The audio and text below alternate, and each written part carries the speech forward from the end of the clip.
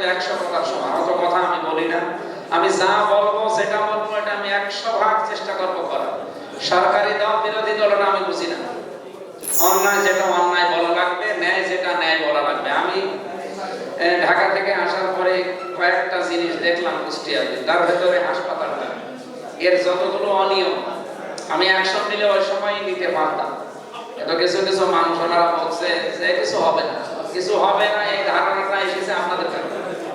কারণ এর আগে যারা ছিল তারা এরকম কিছু বলার পরে হয়নি, আর আপনারা ওইভাবে লিখেছিলেন, এই কারণে তাদের এই বিশ্বাস যে কিছু হবে না।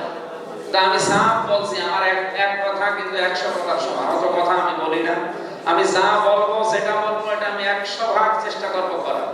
সরকারি দল বিরোধী দল না, আমি বুঝি না। সাংবাদিক ভাই বলছিলেন না, সাগর ভাই, যে আমার 4.5 লাখ ভোটারে সবাই আমার। কে ভোট দিয়েছেন কে দেননি ওটা অতীতের পাস্টের জিনিস বাদ দিন।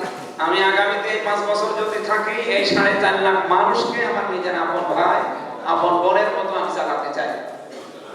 আপনাদের সাহসিকতা এবং সাহায্য দরকার সামনে। আপনারা আশা করছি সত্য এবং ন্যায়ের পক্ষে থাকবেন।